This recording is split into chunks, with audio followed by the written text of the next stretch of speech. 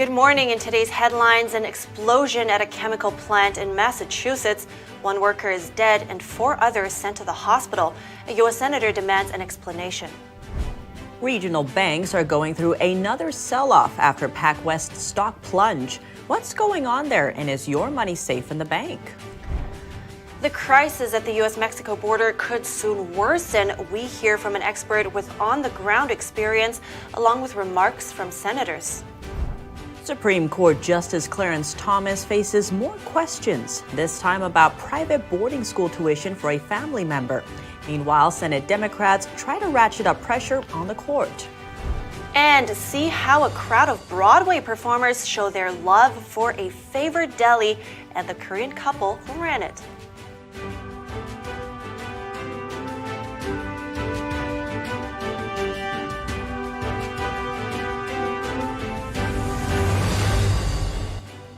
Good morning and welcome to NTD. I'm Tiffany Meyer in for Kevin Hogan. And I'm Evelyn Lee. Good morning. Today is Friday, May 5th. Happy Friday, everybody.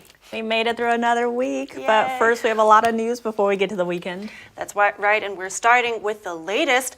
An explosion at a pharmaceutical plant in Massachusetts killed 1 worker yesterday. The blast tore most of the building's roof off and blew an industrial-sized vat 30 feet into a parking lot. The worker who was killed was initially missing. Firefighters couldn't enter the building, though, to search for him because of concerns the building might collapse. His body has now been recovered. The company says 4 more people were sent to the hospital as a precaution, but luckily they were not hurt and have been released. Authorities say there is no threat to the nearby population. We don't know yet what caused the explosion, but the company has been cited with safety violations in the past. And back in 2020, a chemical reaction caused a series of explosions at the plant. Democratic Senator Ed Markey says the explosion is already the 3rd accident at the plant in recent years. He's calling on company officials and federal regulators to explain why. And now to California. A former UC Davis student has been arrested in connection to 3 stabbings near campus. The attacks left 2 people dead and 1 severely wounded over the span of 5 days. 21-year-old Carlos Dominguez was first taken into custody on Wednesday and was placed under arrest yesterday after further investigation. He's charged with 2 counts of homicide and 1 count of attempted murder.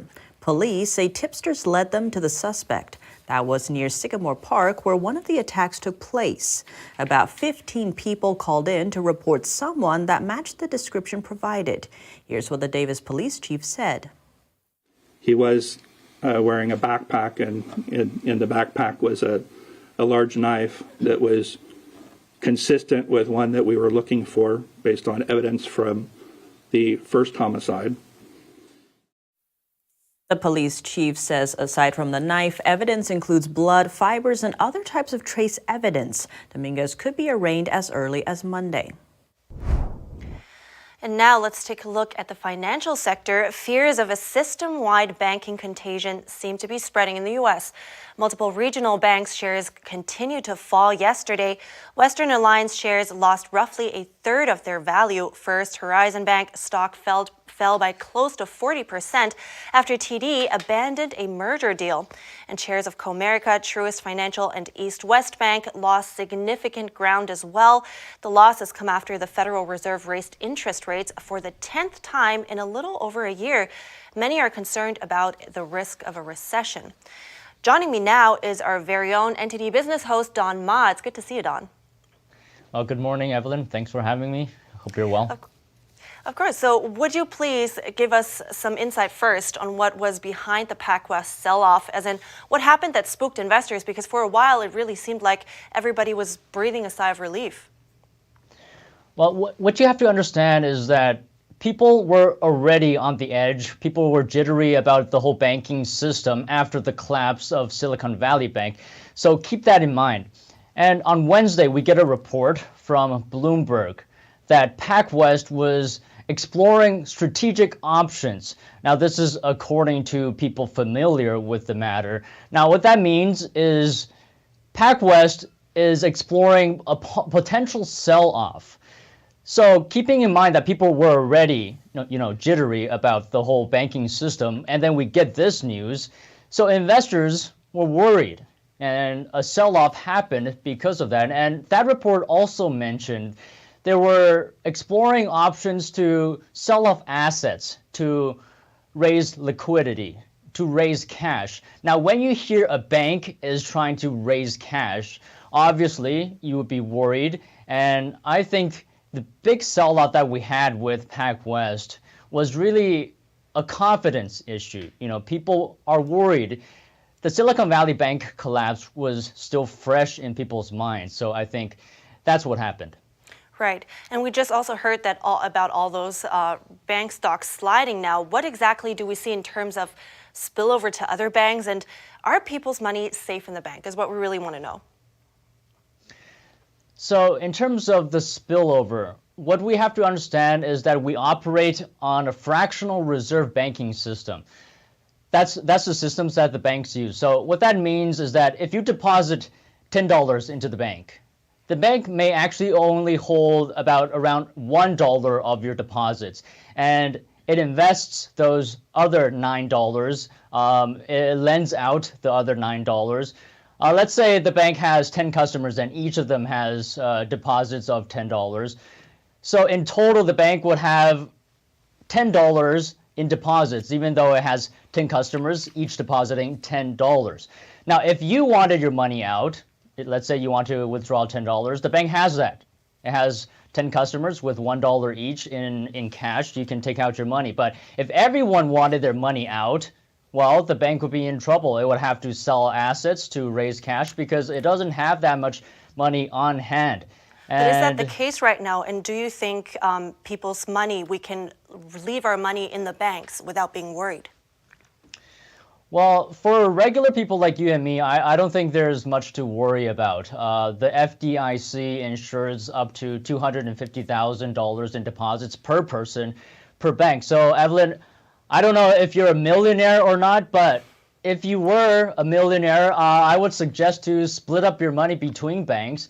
You know, put $250,000 in one bank and then put the others in 3 other banks. So even if the bank collapses and it doesn't have enough money to pay back depositors, the FDIC will ensure that you get your $250,000 back. Thank you so much, Don. You and I both know no millionaires here. Thank you so much, Don, with NTD Business News. Thank you. As Title 42 expires next week, agents at the southern border are expecting a massive influx of illegal immigrants. Tens of thousands have arrived at the border near El Paso, Texas. Lawmakers react, and we hear from a former agent who's on the ground. The Biden administration is sending 1,500 troops to the southern border to prepare for the surge of illegal immigrants as Title 42 expires. The border policy officially ends May 11th, but border communities like El Paso are already bracing for an influx of illegal border crossers. What is happening on the border right now is very real. Everyone's looking at May 11th as this day where Title 42 is going to end. In my eyes, Title 42 might as well have already ended. Places like El Paso are completely overwhelmed. As of Tuesday, some 22,000 illegal immigrants were in CBP custody. In recent days, about 7,000 people have tried crossing the southern border illegally on a daily basis. Victor Avila is a retired ICE special agent. He told NTD what the situation is like on the ground in El Paso. I'm born and raised in El Paso, Texas, and worked a lot of my law enforcement career in this town, and I didn't recognize it. There's thousands of people in downtown El Paso lining the streets, on the sidewalk. What they're trying to seek sanctuary at one of the churches down there, but it's already expanded beyond the block radius of the church. And it really is chaotic, and it's really inhumane how the people have been placed in these conditions because of the open border policy. Democratic Senator Elizabeth Warren reacting to the border crisis, saying she doesn't agree with President Biden on sending troops to the border. We need to have a better plan overall on how to deal with not just problems at the border, but our immigration policy across the board. Republican Senator Ted Cruz says deliberate political decisions like halting construction of the border wall, ending Remain in Mexico, and reinstating catch and release are to blame for the crisis. Over 6 million people have crossed illegally under Joe Biden. Last year, over 100,000 people died of drug overdoses, the vast majority of which was Chinese fentanyl streaming across the border under Joe Biden. Mexico says it will continue to take back illegal immigrants from Cuba, Haiti, Nicaragua, and Venezuela past May 11th on humanitarian grounds. But Colombia is temporarily suspending flights that return Colombian nationals captured by immigration officers at the U.S.-Mexico border. In a press briefing yesterday, the Pentagon said the 1,500 troops sent to the border will not conduct law enforcement activities and won't interact with illegal immigrants. They said they should arrive at the border around May 10th, and their role will remain back of house. That includes data entry and intelligence, surveillance, and reconnaissance monitoring. And more controversy surrounding Supreme Court Justice Clarence Thomas and undisclosed payments. It has now surfaced that billionaire Republican donor Harlan Crow also paid for the private boarding school tuition for Thomas's grandnephew. NTD's Daniel Monahan has more on that and a new push by Senate Democrats. Justice Thomas did not disclose the payments to the school. Supporters, including Thomas's attorney, say he didn't have to because a grandnephew is not a dependent child. Critics say Thomas thereby concealed a possible obligation to Crow and the causes he supports. Senator Dick Durbin highlighted the importance of an impartial judiciary at a Supreme Court ethics reform hearing. It is critical to our democracy that the American people have confidence that judges cannot be bought or influenced. Senator Sheldon Whitehouse criticized the double standard for ordinary justices and those of the High Court. Only Supreme Court justices refuse to allow their conduct to be investigated or reviewed. A group of Senate Democrats is calling for tougher rules for justices for disclosing income and potential conflicts of interest. The group seeks to withhold up to $10 million in funding from the Supreme Court until it implements a public code of ethics for court justices. Senator Josh Hawley says that number is nearly identical to the amount of new security funding the court has requested due to heightened safety concerns. The threat is we will deny you security unless you do what we want. Hawley brought up recent threats the justices have faced. We had an assassin come to the home of Justice Kavanaugh and try to murder him. Senator John Kennedy addressed Senator Chuck Schumer's comments outside the Supreme Court, directed at conservative court members hearing an abortion case in 2020. You have released the whirlwind, and you will pay the price. And the political threats of some of the highest officials in our government fueled physical threats against the justices. Senator Lindsey Graham says that the so-called assault on Justice Thomas goes well beyond ethics. This is not about making the court better. This is about destroying a conservative court. Democrats have denied any plans to target the Supreme Court's security. Senator Chris Van Hollen says they are looking at all options to promote a Supreme Court ethics rule, but say they will not cut or restrict money for court security. Daniel Monahan, NTD News. Coming up, a tragic incident on the New York City subway. A Marine veteran allegedly choked an unruly passenger to death. And a Wall Street Journal columnist cloned herself using AI. Find out what easily accessible tools she used. We have that and more after the break.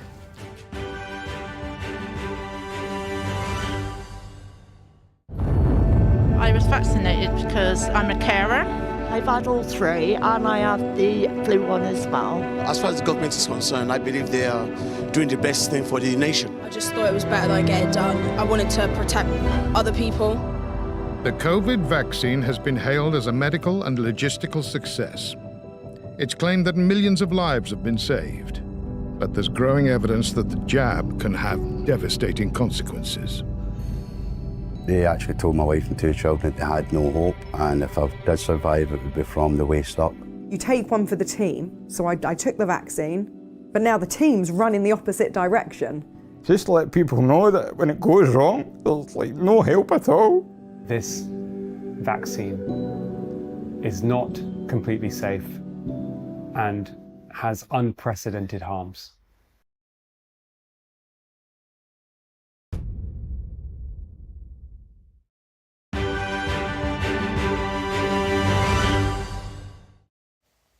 Good to have you back. A tragic incident in New York City. A United States Marine veteran allegedly choked a subway passenger to death. Witnesses say the passenger was unruly and acted aggressively. NTD's Jason Perry has a story and a warning. This report contains video footage some viewers may find disturbing. I'm here in New York City next to the subway station where a Marine veteran reportedly choked to death an unruly passenger. A witness explained what the passenger did. He interrupted in the train and then started yelling violence language. I don't care if I die, I don't care if I'm going to jail, I don't have any food, I don't have any beverage, I'm done. And that's around the time a Marine veteran and two other men intervened. As seen in this video from Wednesday, the Marine veteran wearing a tan jacket has that passenger in a chokehold from behind. Two other men nearby appear to be there to help restrain the passenger, who was later identified as Jordan Neely. He was known for impersonating Michael Jackson, as seen in this video from about 10 years ago. A witness said the Marine veteran had Neely in a chokehold for 7 or 8 minutes, while others have said it was for 15 minutes. Neely died from that chokehold, according to the Office of the Chief Medical Examiner, which also ruled that his death was a homicide. The veteran, whose name has not been released, was questioned by police and was released, according to local media reports. What do we want? Justice! Now! Protesters voiced their frustration at that subway station and hit the streets of New York City. On the other hand, New York City Mayor Eric Adams said this about the incident. Each situation is different. I was a former transit police officer, and I responded to many jobs where you had a passenger assist someone. And so we cannot just blatantly say what a passenger should or should not do in a situation like that. And we should allow the investigation to take its course. So what's the best course of action when encountering an erratic or unruly passenger? I asked some people walking by. I usually switch cars or get off. It's always about situational awareness. You know, like I see people come in, grab a seat and jump into their cell phone and they're alien to everything that's going on around you. Not necessarily the wisest course of action. I have to feel out the situation because I recognize that sometimes ignoring makes it worse. Walk away. And why is that the best thing to do? You diffuse the situation. A spokesperson for the Manhattan District Attorney's Office said the investigation will be handled by senior prosecutors. He also said they'll give an update when there's additional information to share with the public. Jason Perry, NTD News, New York. Now to the West Coast, as the writer's strike continues in Hollywood, what does it mean for our entertainment? We hear from Brent Pinvidic, award-winning film director, TV producer, and a columnist for Forbes. He has over 300 credits, including Pawn Stars and the independent film Why I'm Not on Facebook, the Best Picture winner at the Manhattan Film Festival. He's also the author of The 3-Minute Rule. Brent Pinvidic, thank you so much for joining us. Thank you. So right now in Hollywood, the writer's strike is ongoing, and it seems this isn't the first time. Actually, 15 years ago, there was a similar one that impacted everything from James Bond's Quantum Solace, Gossip Girl, also late-night talk shows. What can we expect from this strike this time? Well, I think that both sides understand this is a much more dangerous place to be in. The areas for entertainment for the public now are so widespread that any prolonged damage here to creating content will force people to find alternative entertainment like it did 15 years ago. You found reality TV and it sort of birthed an entire industry. Neither side wants to birth another industry, which would probably be in social media, that would, effectively really damage the, film and television industry. And Brant, given that the stakes are higher this time, how long do you expect it to go this time, the strike? If I was betting, I would probably say you won't get more than 3 months. Anything longer than that, it starts to actually affect production timelines, and the general public will feel that. And I think that neither side wants to get into that precarious area. But it's hard to say. I mean, you don't know how stubborn both sides can be in these kind of things. And on that point, we're already seeing late night talk shows doing reruns. What could be impacted the longer this lasts? What maybe shows or movies do you see potentially getting impacted? Well, definitely anything that runs live. And so the late night talk shows are definitely the ones that are going to feel it the most. And I think they have a tremendous risk. You know, they create a personal connection with their audience. It's, you know, the ratings of the shows are not what they used to be. And so telling the audience, hey, we're not going to be here for potentially months at this 11:35 or 12:05 or whatever time you tune in normally every night, go find something else to do. That is a very impactful thing for that particular group. So I think they're going to probably be feeling it more than anybody. And Brant, Writers Guild members are saying they're picketing to preserve job security. How much do you see AI and ChatGPT, these types of things, impacting not just the writers' part, but the whole industry? I don't think the AI thing is a real risk. The level and the quality of writing at Hollywood levels is not something that can be taught. It's not something that can be learned. There's just a very few people that can do that level. And it's such a high level skill, and the audience just won't accept mediocrity. So I think it's more of a talking point than it is a real concern. So hopefully the movie magic will continue. Let's hope. Brant Pinvidic, thank you so much for your time. Thank you. Sounds like there's still that need for the human creativity. Yeah, and I think human connection really is very difficult to be imitated. So, and AI has been in the news a lot lately. Actually, yeah, yesterday the White House announced new measures on the technology after Vice President Kamala Harris met with tech CEOs. A columnist at the Wall Street Journal says she's created a clone of herself using artificial intelligence, and the results are quite eerie. Wall Street Journal columnist Joanna Stern has been testing Synthesia over the past few months. It's a tool that creates deep fakes from recorded video and audio. After sampling Stern's movements and voice, Synthesia was able to create an AI version of her.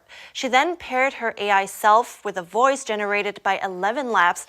That's an AI speech software developer. Stern said she used her AI voice to call her family, and they said it sounded just like her. Her AI voice was also able to fool her credit card biometric system. I'm pretty shocked about this, but also impressed. Yes, actually, I'm mostly surprised with the bank part and the talk with her sister. Right. I know, and the columnist warns that such capacities mean the technology could be used for scams because anyone could take a voice recording and clone it using this technology. And speaking of scams, social media scams are skyrocketing. People buying things online are having their money stolen, their personal information stolen, and their credit card numbers stolen. NTD's Colin Fredrickson tells us how we can protect ourselves.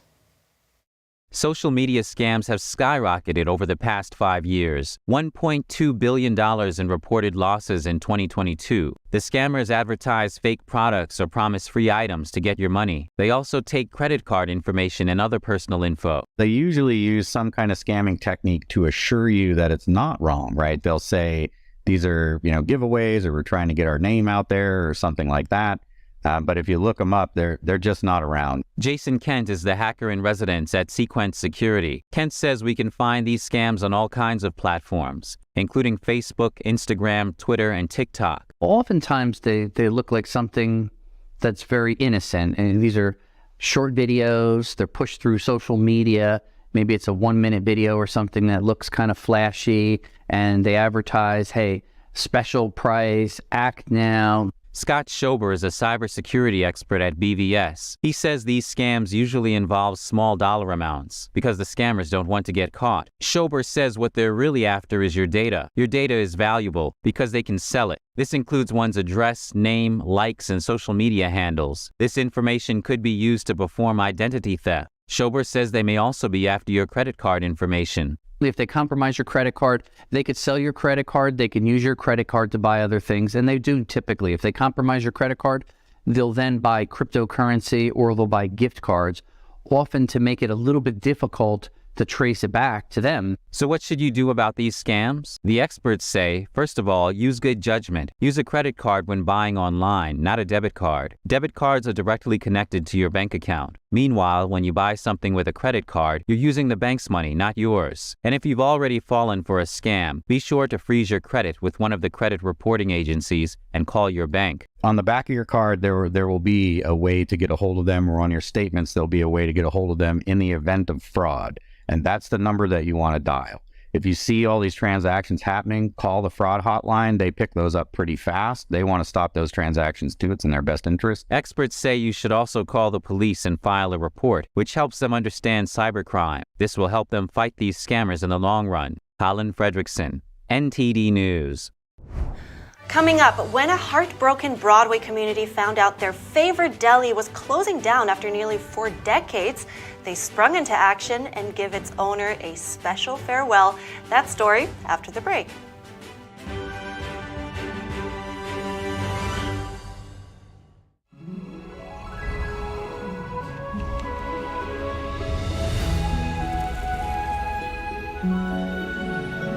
Miss NTD.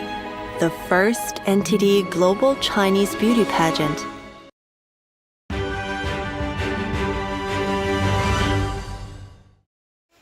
Welcome back. You have to see the story. It really melts my heart.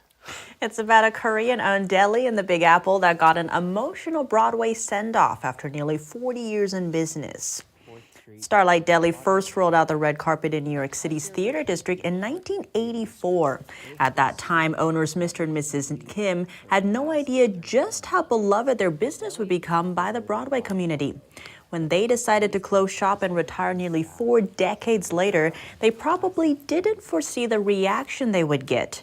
A now viral TikTok video was posted by Broadway performer Preston Wee.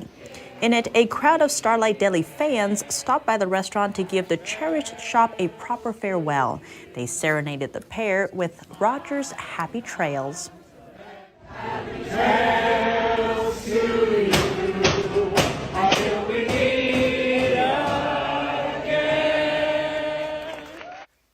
But the Broadway crowd didn't stop there. They wanted to show their appreciation in another way as well. Let's take a look. Broadway community and over 300 donations. We have a retirement gift for you.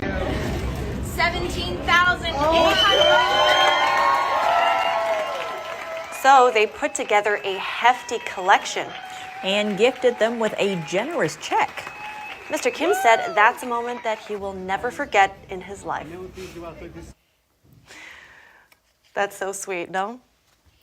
I think a lot of people are much more appreciated than they realize. So it's really great when you get to see someone actually find out. I know, right? And it really gave me a little bit of goosebumps. I have to admit that. That was beautiful. What a great end to this program. Very touching. Yes.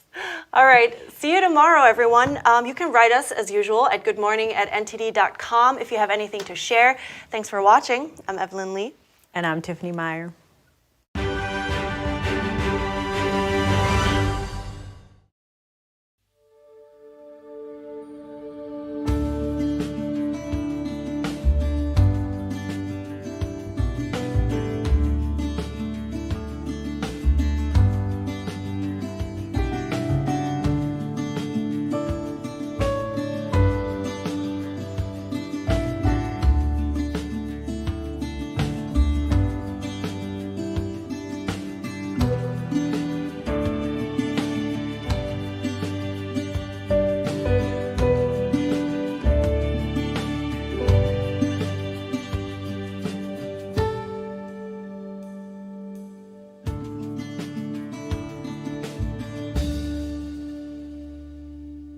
Thanks for watching us on YouTube. Did you know YouTube only keeps selected videos on its platform? So if you want to make sure you get the full picture, just subscribe to our newsletter.